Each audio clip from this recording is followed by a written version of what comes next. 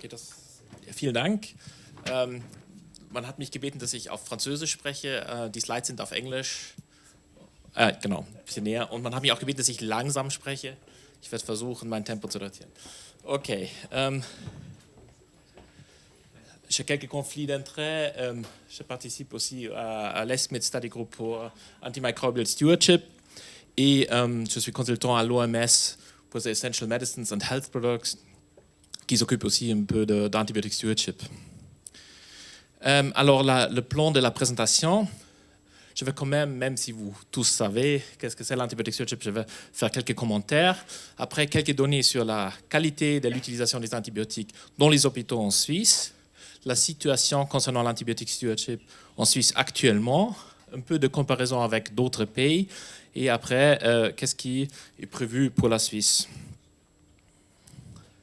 Alors, antimicrobial stewardship, c'est un terme qui est beaucoup discuté. Il y a beaucoup de gens qui ne l'aiment pas trop. Moi, ça me rappelle toujours Lord of the Rings, The Last Steward of Gondor. Donc, on peut avoir des discussions très chaudes. Et aussi, qu'est-ce que ça veut vraiment dire? Et il y a beaucoup de définitions différentes. Une définition très générale, ce serait a coherent set of actions which promote using antibiotics responsibly. C'est peut-être une définition qui repousse vers une autre question, parce qu'après, il faut se demander qu'est-ce que c'est d'utiliser les antibiotiques de façon responsable. C'est aussi quelque chose qui n'est pas si facile à définir. Dans le contexte d'un projet européen, il y a eu des essais de le définir un peu avec des groupes de consensus, mais c'est clair que si on entre dans les détails, ça peut être relativement complexe.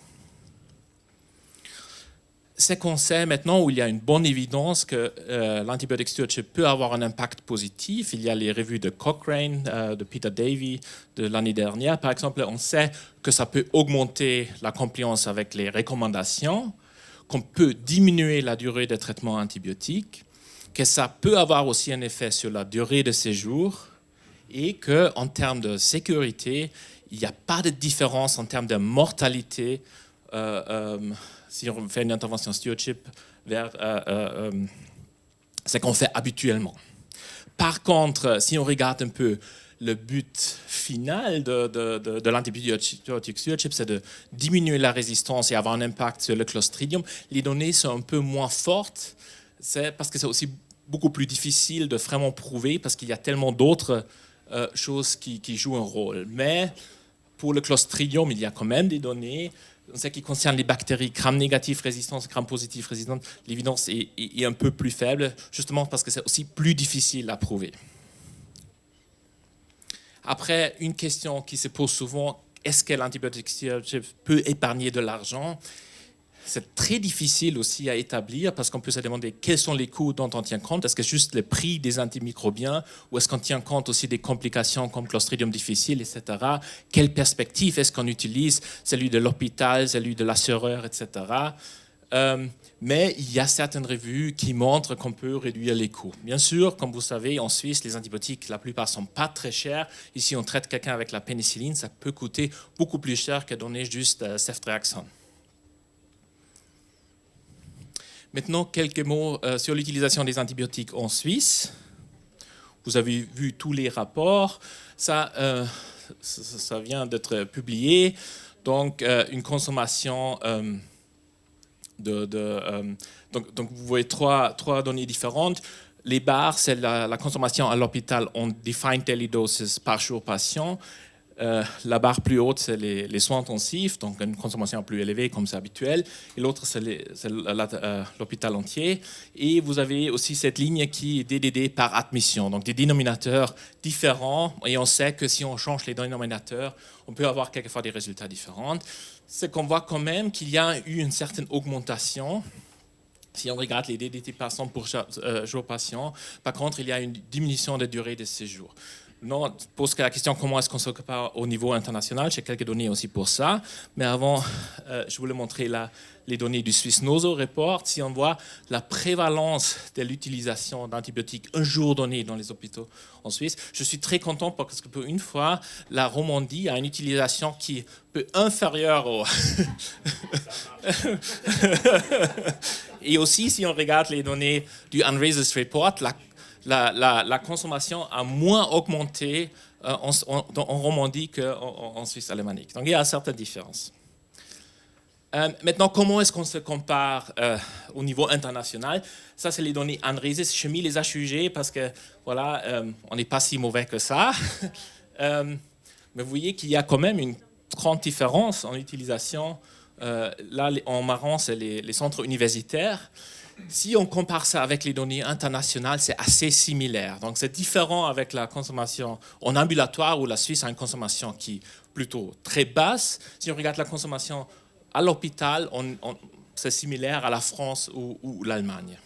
Bien sûr, voilà, il faut tenir compte aussi des systèmes de santé différents, mais c'est assez similaire. Mais ces données-là sont très difficiles à interpréter parce que qu'est-ce que ça veut dire d'avoir une consommation de 60 TDD par 100 jours patient? Et ce qui manque vraiment, c'est de donner sur la qualité des prescriptions. Et on en a très très peu parce que c'est aussi difficile à juger.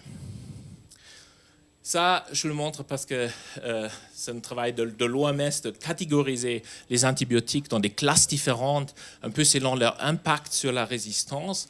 Donc, cette AWARE classification, et c'est difficile pour le moment d'interpréter parce qu'il y a peu de pays. La Suisse est un des premiers pays qui l'a adopté, donc c'est très bien.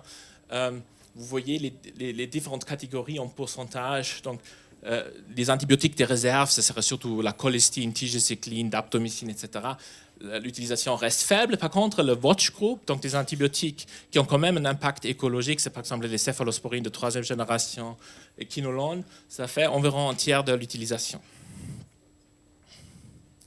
Si on regarde un peu en détail les classes, on voit qu'il y a eu une baisse des quinolones pendant les dernières années, c'est très bien, probablement aussi parce qu'il y a eu plus de résistance, les gens sont un peu plus réticents à l'utiliser. Par contre, si on regarde les céphalosporines de 3e génération, comme le ceftriaxone et aussi les carbapénem, il y a eu une augmentation.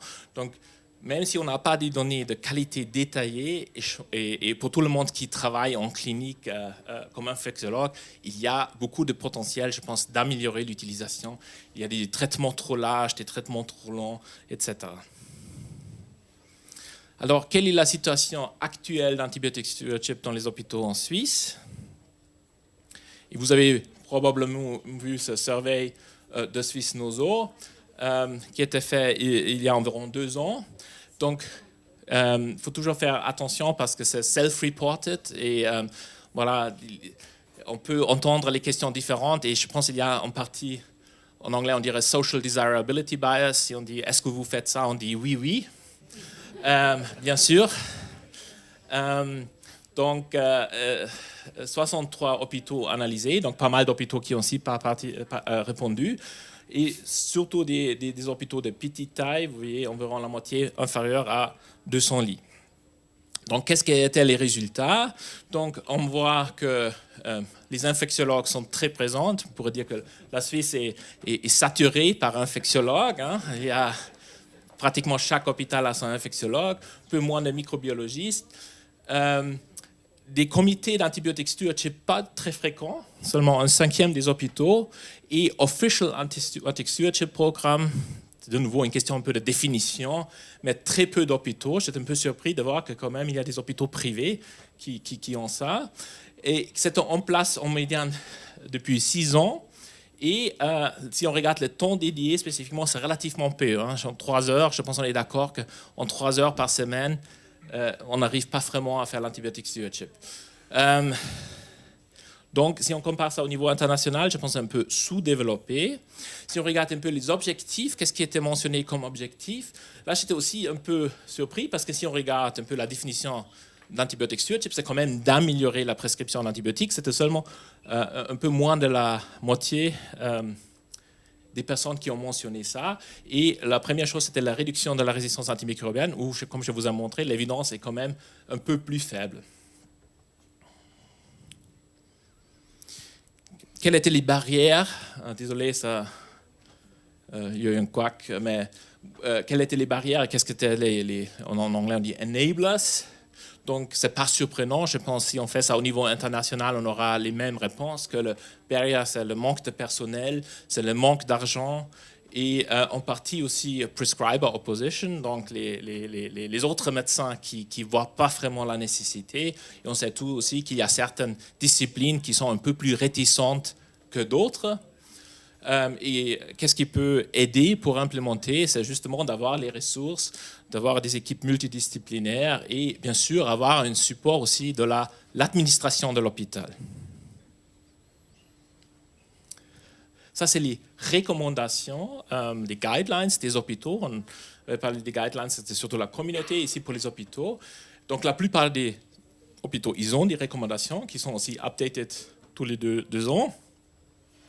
Et ce qui est couvert, donc des différents sujets, certaines choses peut-être moins développées, comme la thérapie intraveineuse en ambulatoire, etc. Mais si on regarde un peu en détail ces recommandations, je ne sais pas si vous avez jamais regardé les guides antibiotiques de Genève, de Lausanne, de Berne et Bâle, on se rend compte quand même qu'il y a beaucoup de différences en termes d'antibiotiques recommandés, en termes de posologie des antibiotiques. Donc là, je pense qu'il y a quand même aussi un travail à faire. On peut se demander si vraiment en Suisse, c'est nécessaire que chaque hôpital fait sa propre sauce. Alors, qu'est-ce qui est implémenté dans les hôpitaux, selon le questionnaire? Donc, on voit que les interventions qui nécessitent un peu plus de ressources, mais qui ont peut-être aussi plus d'impact, sont peu implémentées. Donc, oui, on fait la surveillance des hémocultures, mais les hémocultures, c'est juste une toute petite partie des personnes qui reçoivent des antibiotiques. Je pense qu'on ne peut pas attendre d'avoir un impact majeur si on revoit juste les hémocultures. Si on regarde des interventions, par exemple, pour limiter la durée de traitement, même si on se concentre sur certains antimicrobiens avec un impact plus important, c'est très rarement fait. IVPO switch, donc quelque chose qui a quand même un bénéfice prouvé pour les patients, très rarement effectué. Et le Computerized Decision Support, c'est un peu mon hobby, pratiquement pas présent en Suisse. Maintenant, si on compare ça, par exemple, avec les Elements en Australie, je vais montrer quelques diapos aussi, qui ont défini des éléments qui devraient être présents. On voit qu'en Suisse, c'est surtout les recommandations qui sont présentes, mais si on regarde après, restrictions, feedback, aussi monitoring of performance of antimicrobial prescribing, c'est seulement une minorité des hôpitaux. Donc je pense qu'il y a quand même pas mal de potentiel de l'améliorer. Après, il y avait la question, qu'est-ce qu'on peut prévoir comme intervention? Et là, avec les flèches en bleu, j'ai un peu montré ceux que je pense qui ont vraiment ensuite un impact aussi sur la consommation globale. Et on voit que, oui, on dit guidelines education, mais on sait très bien que l'éducation, c'est un peu c'est important, mais seul, ça réussit jamais vraiment à avoir un impact à long terme. C'est un peu un travail décisif. Et les recommandations américaines, par exemple, d'antibiotic stewardship, ils disent clairement il ne faut pas se limiter juste à faire l'éducation, il faut faire un peu plus. Donc, la restriction formulaire, audit and feedback, clinical decision support systems, très peu présents dans les hôpitaux en Suisse.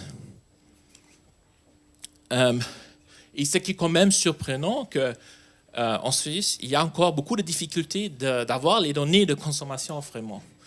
Monitoring of antimicrobial consumption, donc au niveau de l'hôpital,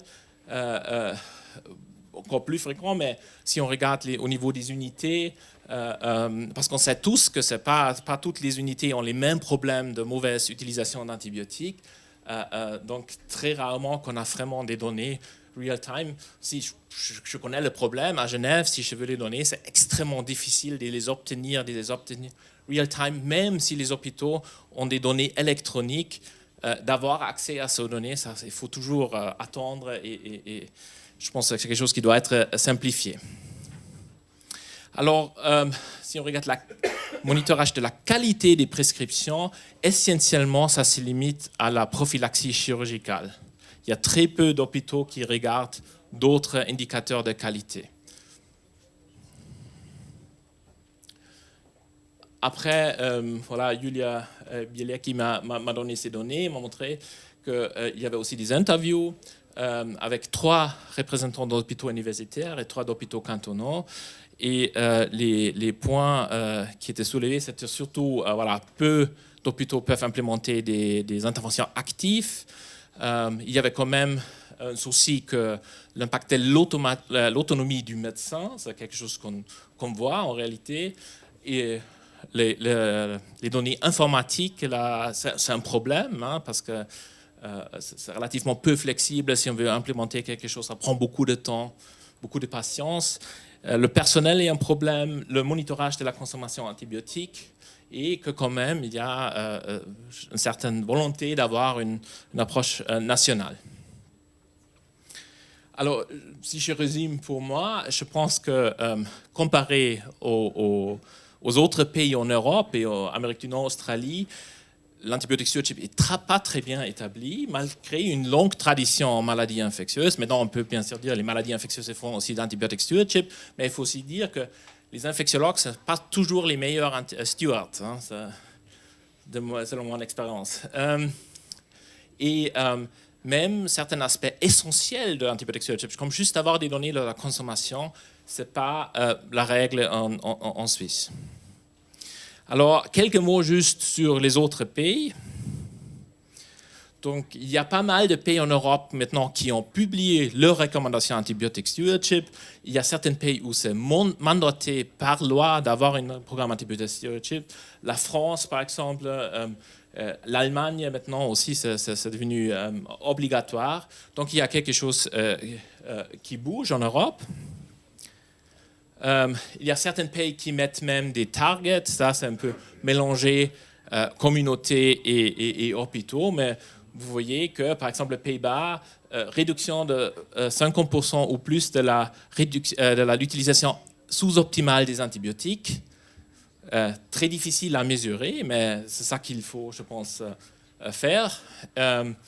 Aux États-Unis, similaire, des targets qui étaient formulés au moins. Après, voilà, ça pose la question comment les vraiment mesurer. Je veux pas, c'est juste les antibiotic stewardship guidelines de l'IDSA. De nouveau, voilà, do not use only educational materials. Le CDC, vous connaissez aussi, a publié ces Core Elements of Antibiotic Stewardship. Et le numéro 1, c'est quand même le Leadership Commitment, que c'est reconnu comme quelque chose d'important. Accountability, que quelqu'un vraiment est responsable pour l'antibiotic stewardship. L'expertise, après de faire quelque chose, au moins une chose, qu'on monitore l'utilisation, qu'on fait du feedback et, comme dernier point aussi, l'éducation. Maintenant, quelle est la situation aux États-Unis ? Un questionnaire, de nouveau, il faut un peu se méfier, c'est self-reported data. Il y a quand même pas mal de pression maintenant de faire de l'antibiotic stewardship. Vous voyez qu'au total, ici, qui ont implémenté tous les 7 core éléments, c'était environ 40% des hôpitaux. Donc, aussi encore loin d'être universel.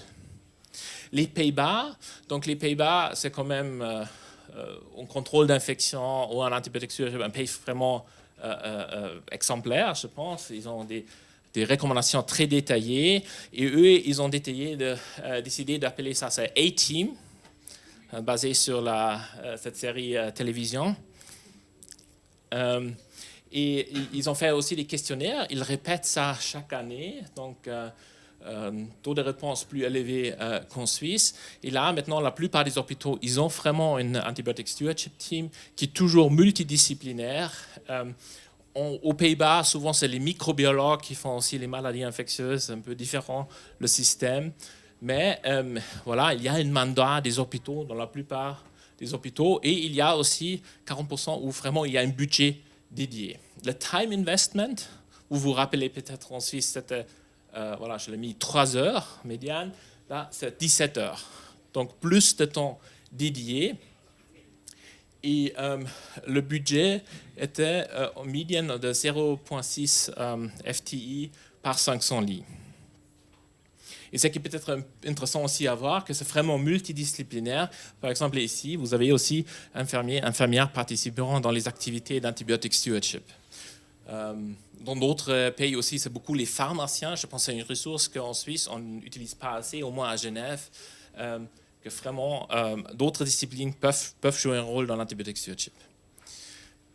Donc, une grande activité est sur l'utilisation des médicaments qui sont restreints. On a vu qu'en Suisse, c'est rarement le cas. Je peux dire, par exemple, l'exemple de Genève, on a toute une liste d'antibiotiques avec restriction, mais ça reste assez théorique. Parce qu'en réalité, on n'a pas les moyens vraiment pour empêcher les gens à prescrire ces antibiotiques restreints. Après aussi, ce qui est très important aux Pays-Bas, c'est IV Oral Switch. Ils ont établi des critères validés pour dire quand est-ce qu'on peut vraiment changer les traitements par os. Ils essayent aussi de vraiment établir combien de ressources est-ce qu'il faut. C'est des consensus procedures. Et ils différencient un peu entre implémentation au début et par la suite. Mais voilà, c'est par 500 lits, je pense toujours, entre 1,25 et 3,18 full-time equivalents. Donc, vraiment, beaucoup de ressources nécessaires pour vraiment faire un programme d'antibiotiques stewardship efficace. L'Australie, je le mentionne juste parce que si ça vous intéresse, pour vous télécharger ce rapport, c'est 319 pages sur l'antibiotique stewardship en Australie. Ils ont établi des critères de qualité, qu'est-ce qu'il faut faire. Et pour chaque hôpital, selon les classes, hôpital de groupe A, groupe B, groupe D, c'est un peu similaire à comme en Suisse, la classification des hôpitaux. Qu'est-ce qu'il faut avoir dans le comité, qu'est-ce qu'il faut avoir dans le team. Donc vraiment un effort de chercher d'établir ça au niveau national. Il y a aussi des consensus procedures internationales. Et voilà, une chose vraiment, c'est d'établir quelles sont les ressources nécessaires pour vraiment faire du antibiotic stewardship. La recherche, il faut quand même pas négliger le fait qu'il y a beaucoup de choses dans l'antibiotic stewardship qui ne sont pas claires. Quelles sont les interventions vraiment les plus efficaces? Quel est le vrai impact sur la résistance? Donc, beaucoup de consensus procedures, mais ici, vous voyez quelques points.